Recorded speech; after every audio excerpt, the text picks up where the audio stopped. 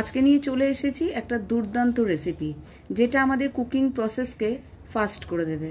এছাড়াও যারা বাড়ি থেকে দূরে থাকেন অথবা যাদেরকে রোজ কোনো না কোনো কারণে বাড়ির থেকে বেরোতে হয়, সামনের উৎসবের দিনগুলোতে আমরা যাতে আমাদের ফ্যামিলির সাথে আরও বেশি করে সময় কাটাতে পারি। চলুন তাহলে রেসিপিটা দেখে নেওয়া যাক। ভিডিওটা ভালো লাগলে লাইক, শেয়ার এবং সাবস্ক্রাইব করার অনুরোধ রইল। সবার প্রথমে আজকে আমি শেয়ার করে নেব রসুনের পেস্ট। রসুনের ওপরে যে খোসাগুলো আছে সেগুলোকে ছাড়িয়ে নিতে হবে। রসুনের ওপরের দিকে যে শক্ত অংশটা আছে সেটাকে আমি একটু ছুরি দিয়ে কেটে নেব। এরকমভাবে করলে কিন্তু রসুনের খোসাগুলো খুব সহজেই ছাড়ানো যায়। দেখতেই পাচ্ছেন খুব ইজিলি রসুনের খোসাগুলো কিন্তু রসুনের কোয়া থেকে আলাদা হয়ে যাচ্ছে। রসুনের এই খোসা ছাড়ানোর কাজটা খুব বোরিং কাজ, অন্তত আমার জন্য।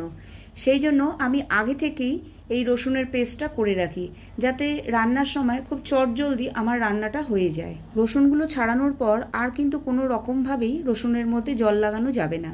আর আপনার হাতটাও কিন্তু একদম ড্রাই থাকতে হবে, হাতেও যেন কোনো রকম জল না থাকে। এবার আমি রসুনগুলোকে একটা মিক্সার গ্রাইন্ডারে নিয়ে নিচ্ছি। মিক্সার গ্রাইন্ডারে নিয়েই আমি এটার একটা পেস্ট বানিয়ে নেব। এর মধ্যে আমি অ্যাড করে দিচ্ছি 1 টিস্পুন নুন, 1 টিস্পুন সর্ষের তেল। পেস্টটা বানানোর সময় কোনো রকম এখানে জল অ্যাড করা যাবে না। নুন আর সর্ষের তেলটা অ্যাড করার ফলে এই পেস্টটা কিন্তু দীর্ঘদিন ভালো থাকবে। আর এটাকে স্টোর করার জন্য আমি এখানে নিয়ে নিয়েছি একটা এয়ারটাইট কাচের জার।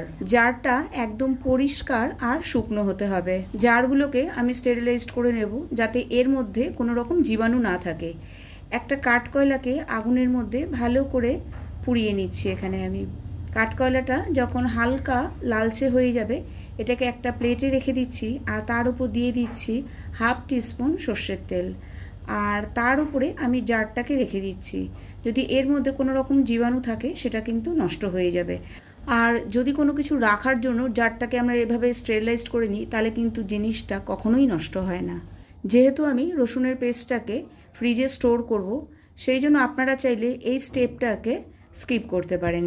এবার আমি রসুনের পেস্টটাকে কন্টেনারে ভরে নিচ্ছি আর ওপর থেকে দিয়ে দিচ্ছি 1 টিস্পুন সর্ষের তেল। তবে এখানে যদি এর সেলফ লাইফটাকে আরও বেশি আপনারা বাড়াতে চান, এখানে কিন্তু আপনারা 1 টিস্পুন ভিনিগারও অ্যাড করতে পারেন। আমি এখানে কোনো প্রকার ভিনিগার ব্যবহার করছি না, কারণ এইভাবে ফ্রিজে রেখে দিলে 8 থেকে 10 দিন এমনিই ভালো থাকবে। তবে যখনই এটা ব্যবহার করবেন অবশ্যই স্পুনটা একদম কিন্তু পরিষ্কার হতে হবে আর ড্রাই থাকতে হবে, কোনো প্রকার জল যাতে এর মধ্যে অ্যাড না হয়।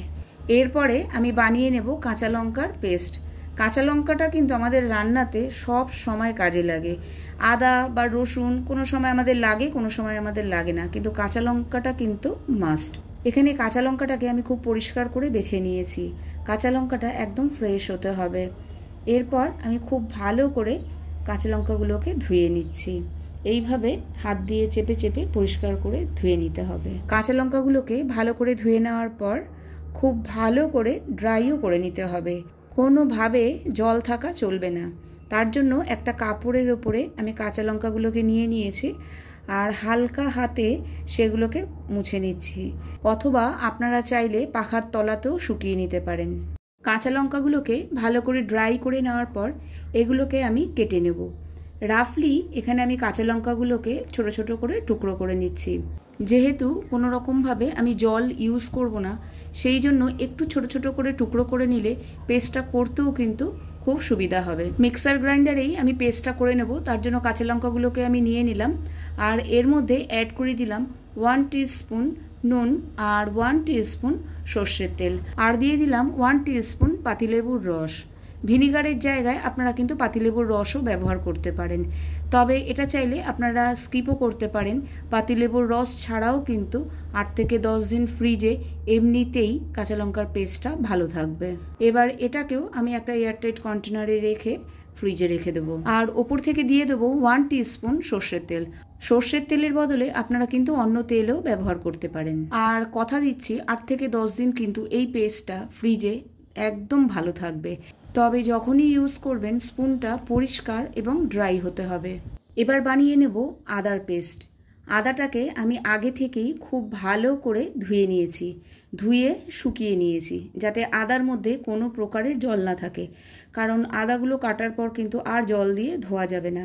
আপনারা চাইলে আদার খোসাটাকে একটু শুকিয়ে অথবা কোনো কন্টেনারে করে ফ্রিজে রেখে দিয়ে চায়ের মধ্যেও ইউজ করতে পারেন। আদাটাকেও আমি একদম ছোট ছোট করে টুকরো করে নিয়েছি, আর এটাকেও আমি মিক্সার গ্রাইন্ডারে পেস্ট করে নেব। এর মধ্যে অ্যাড করে দিচ্ছি 1 টিস্পুন নুন, 1 টিস্পুন সর্ষের তেল আর 1 টিস্পুন পাতিলেবুর রস। তবে যেহেতু পেস্ট বানানোর সময় কোনো রকম জল ব্যবহার করা যাবে না, সেই জন্য যদি কোনো সময় কোনো রকম অসুবিধা হয় পেস্টটা করতে, আপনারা কিন্তু তেল ইউজ করতে পারেন অথবা আরেকটু নুন ইউজ করতে পারেন, তাহলে কিন্তু পেস্টটা একদম স্মুথ হয়ে যাবে। আদার পেস্টটাকেও আমি একটা কন্টেনারে রেখে ওপর থেকে দিয়ে দিচ্ছি 1 টিস্পুন সর্ষের তেল।